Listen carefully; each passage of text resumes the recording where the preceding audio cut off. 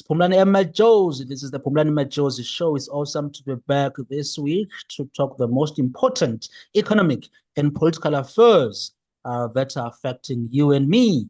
Um, and we try to make sense of what's going on and we try to give you common sense on global affairs. And as we all do know, there has been massive protests inside Iran that began in December this past year, and basically the unrest or the protests they are against the Iranian leaders. And as we do know, Iran is very close with our government here in South Africa, or I should say, they seem they seem to have good relations. There's good relations between our government and Iran. And joining me now is Arash Hamedian. He is an anti-terrorism activist as well as Iran expert, and he joins me from Germany to talk through Iran, the country knows very well. Arash, how are you, sir? Joining me from Germany. Are you well? Thank you. Thank you so much. Greetings to you and your audiences. Thank you so much for the opportunity. I'm so glad to be here talking to you and your audiences. Wonderful, Arash. I was thinking that this will be a very important conversation between you and I, because we are hearing a lot that's going on inside Iran.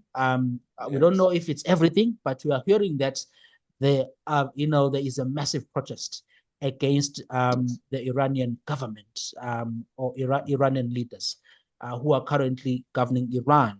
Tell us about these the protests. What are they? What are people angry about, Arash? Sure. First, let's say that this is not anymore a protest. This is an absolute revolution. Mm, Millions of people are in the streets, mm, and this is the result of years of oppression by the Islamic Republic regime, which we Iranian people do not consider this regime as an Iranian regime.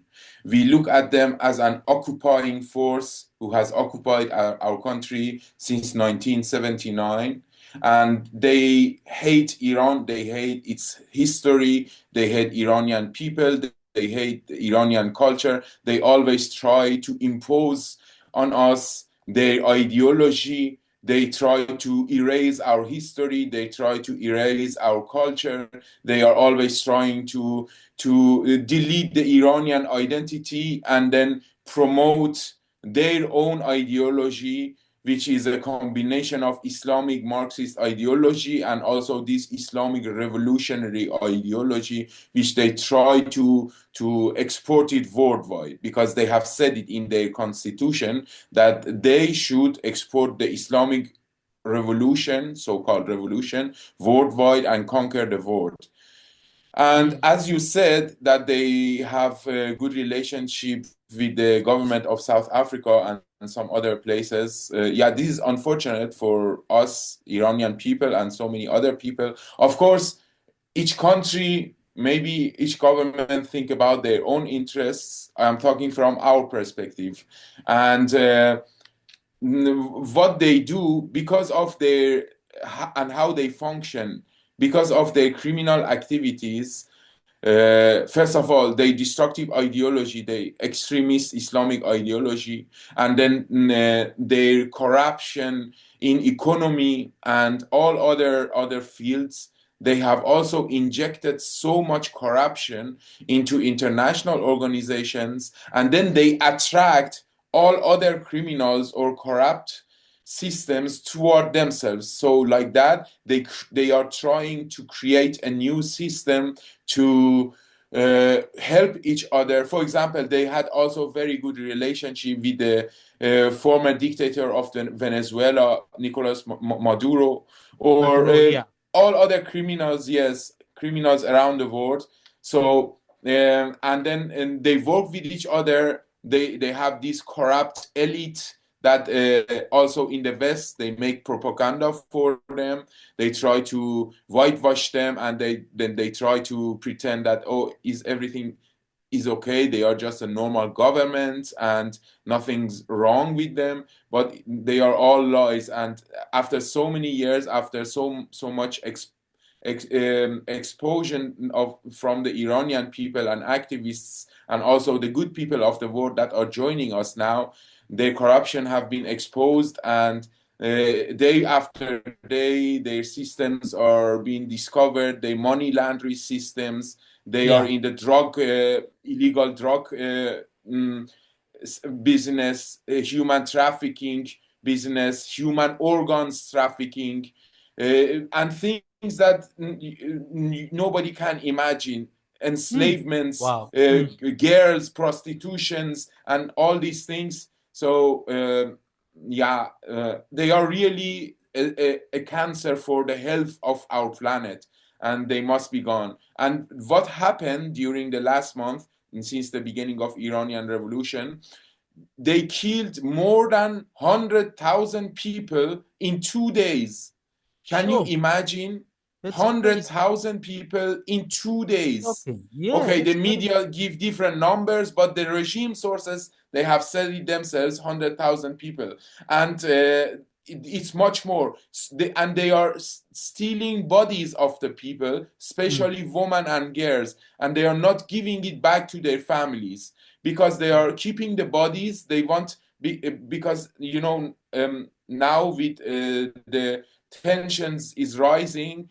If they are trying to do that, that if United States and Israel and other forces attack them, they want to throw the bodies in the streets and say that, oh, it was the USA who killed these people.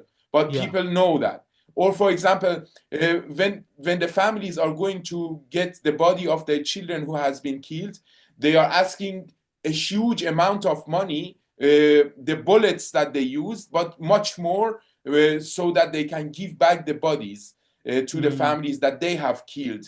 And they say that they should sign on the paper that these people have been killed by the agents of Israel or USA, so that Wow. they give them the bodies. Can you believe it? It's They unbelievable. are Yeah. evils, really. Yeah, Yeah. they It's are. unbelievable, Arash. I mean, Yeah. so now, Arash, I've been seeing a lot of commentary, right, over the past weeks about these protests in Iran. Some Yes. people say, Arash, look, there has been some, there have been some protests inside Iran, but they were not successful, right? They would be crushed or they would disappear at some point. We have seen a lot of there have been protests before, but how are these protests different? Because you sound to me that you are optimistic that this is the end of the current Iranian leaders who have been ruling the country over the past 40 years. But how are these demonstrations different Yes. this First, time? for the first part of your talk, Yeah. those people who in the West who are saying that protests are now calming down or everything is okay, or let's talk with these people, let's negotiate with them, let's have diplomacy, they are all agents of this regime, or they are profiting from the Mm. existence of this regime. They are part of the network who are economically profiting from the existence of this regime. So nobody should believe them. Unfortunately, they have lots of media coverage. For example, the same people who are saying these things, that not they are bringing the numbers down, they say not many people have been killed, or they say protest, they don't say revolution.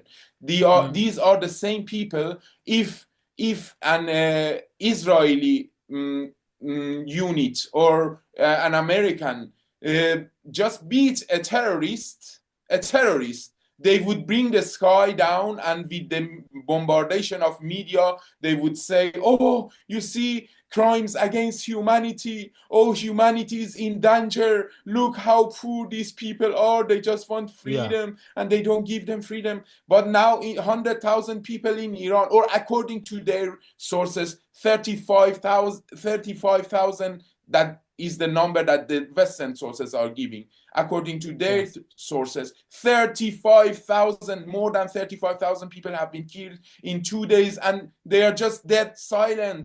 Nothing. Sometimes just a gesture.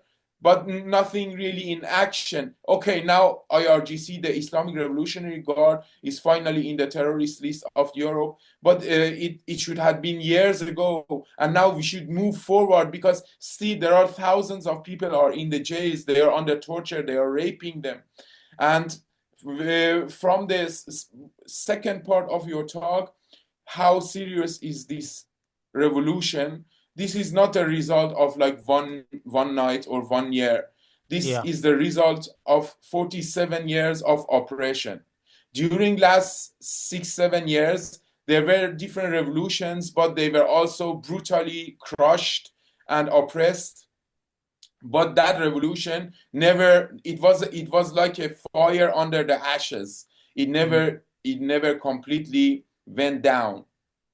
And this time, and every time people of Iran rose up, these Islamic Republic regime, together with their Western lobbies, they would play with narratives. One time they would say it's about economical problem, it's just Yeah. a protest.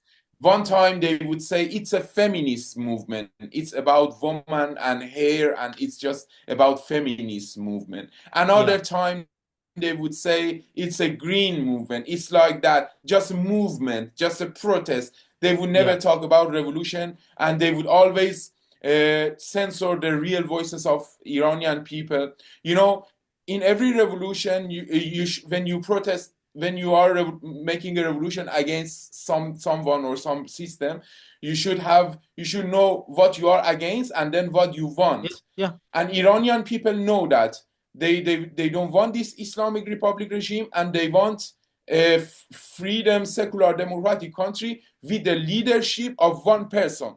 That millions of people all around Iran, and more than 8 million Iranians outside Iran worldwide, they are shouting united his name. And his name is Crown Prince Reza Pahlavi.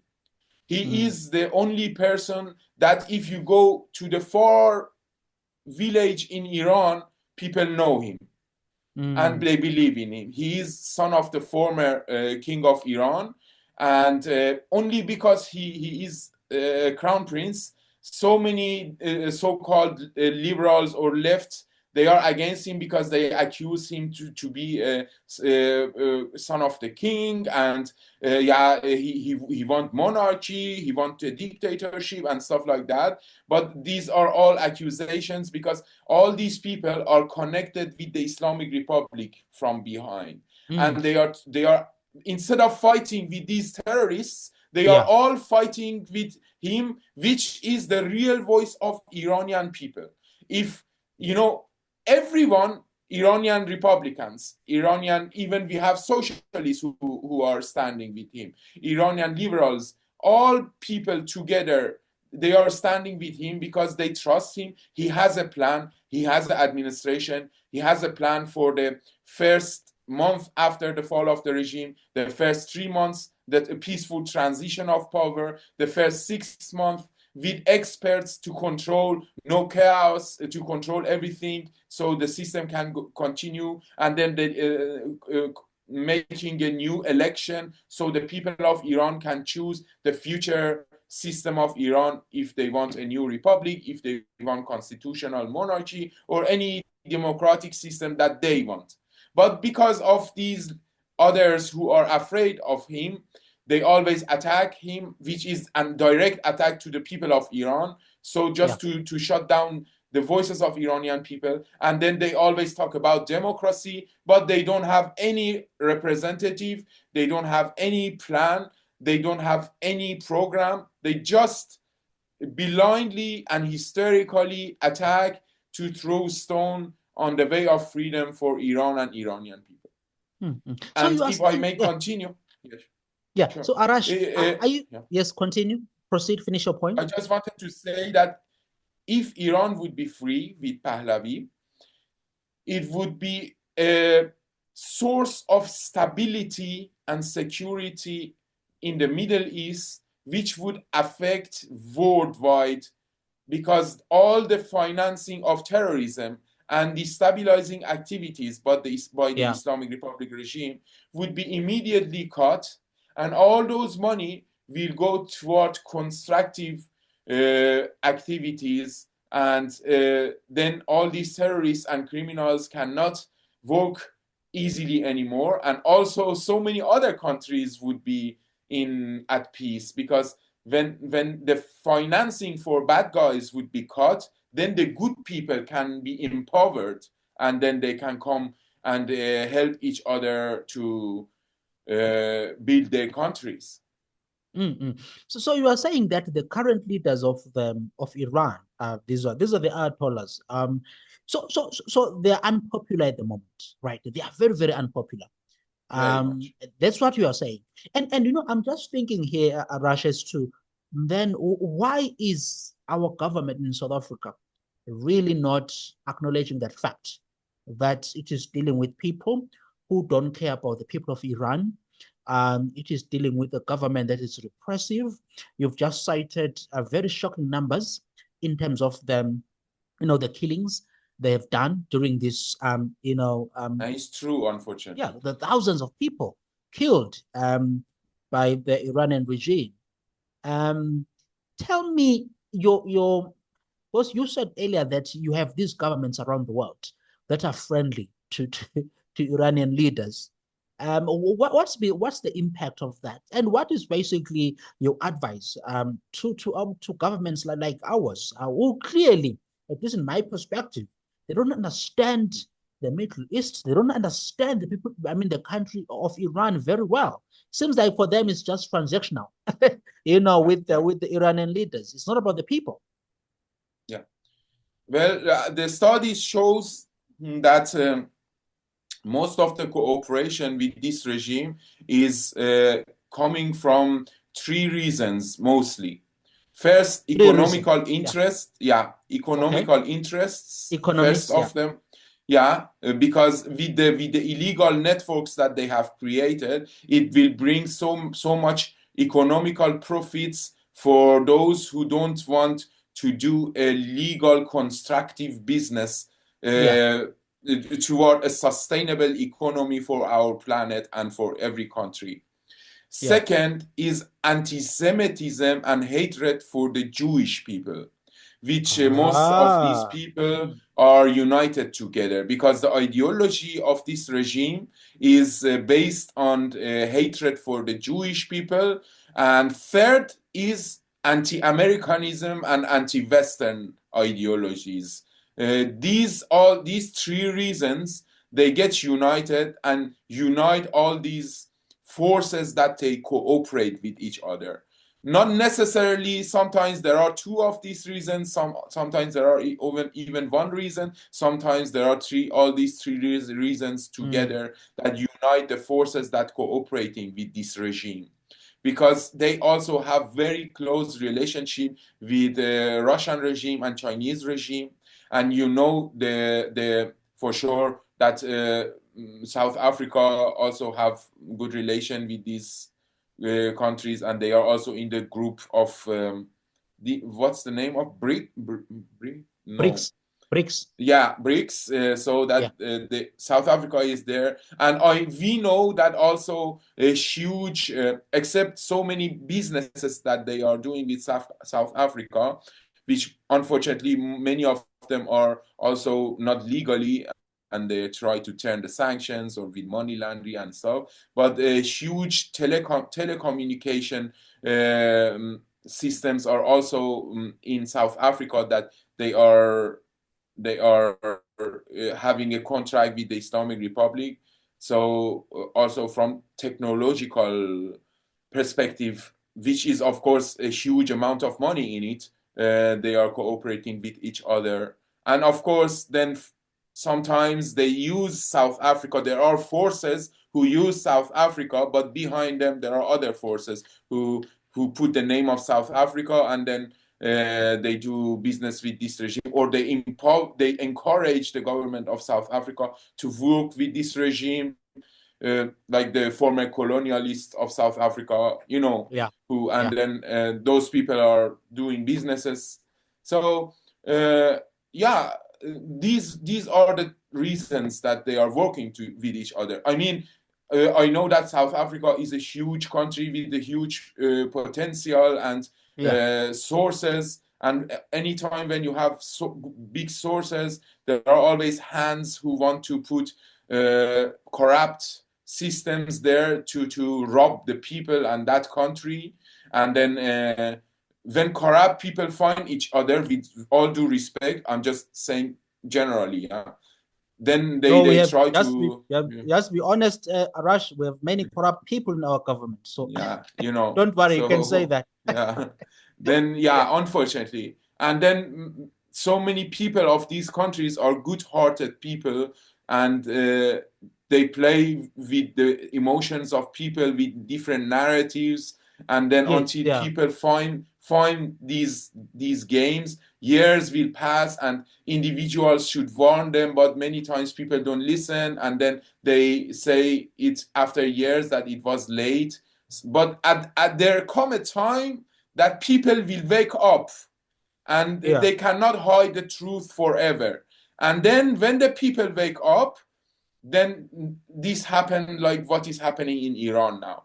They die for freedom, and they keep going. There is no, now in Iran, there is no going back. People are in constant war with the regime. There is mm, an absolute war between Iranian people and this Islamic Republic regime. And we call them Islamic Republic because we hate them, that we even call them Iranian regime, because first of all, most of them are not the big heads of the states, are yeah, originally not from Iran. They have learned Persian language, and they have learned, but and then they hate because of their ideology. They believe that Iran is a country that they have occupied. They should rob its sources and spend those money for their ideology. Of course, mm, they spend half of the money for their ideology, and half of the money they send it out for all their children and their yeah, oligarchs in the West, in yeah, their bank accounts. So mm, I don't know if you heard, for example, 3 days ago, there was a big report about the huge network of real estates, billions of dollars of real estates that is owned by the son of the supreme leader of the Islamic Republic, Moshtaba Khamenei, in yeah, England, United States, UAE, it's the Emirates, and other countries. yeah. And they control like that. Can you imagine? So it's not always that they come forward at first with gun. No, they have money. They have even people with Western faces that you think, oh, they talk very logically. They speak very good English, and so, but behind them are these people. No, man. I mean, you've just the things you are saying, they're just, I'm just glad that the people of Iran, they are saying that enough is enough because we do need that Absolutely, courage. A rush, that courage has to absolutely, come through.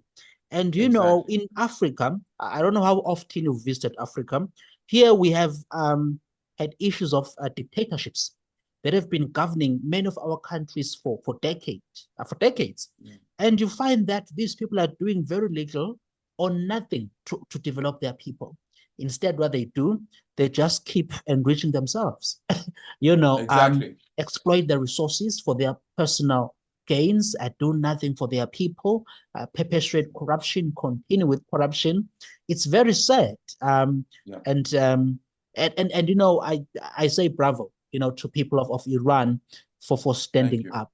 So you are saying that the Iranian regime is basically very weak at this point. That's what we are saying, right? It's Yes. very weak at this Very point, weak. and Very there's no weak. turning Yeah. back. So you think that they are No. on their way out? Absolutely. Yeah, They are doing everything now. They are doing everything just to stay in power. But many of them know that they are not going to stay anymore. That's why many of the regime families are fleeing Iran to Europe or elsewhere. They have already transferred so many airplanes full of gold and money to Russia and China. These two countries would be one of the destinations of regime leaders, for example, Khamenei, if at the last moment they want to escape. And as you said, yes, people had enough. Also, I and all of us Iranians, we have been never been more proud of our people inside Iran and also worldwide, which are fighting. You know, we are really fighting an evil force with Yeah. empty hand. For years, even in outside Iran, we have been under discriminations, under bullies, because we wanted to talk and speak about truth. But fortunately, Yeah. You wanted to stand nowadays up. What is also right? good people are waking up, and we are not that alone anymore. There are also other good people who are supporting us because they know that freedom for Iran will affect their freedom too. At the moment, with the rise of terrorism, rise of extremism worldwide, especially Islamic extremism, Yeah. I don't know Yes. if you know, in Europe also it's a catastrophe. I And know. Yes. so, It's very yeah, bad.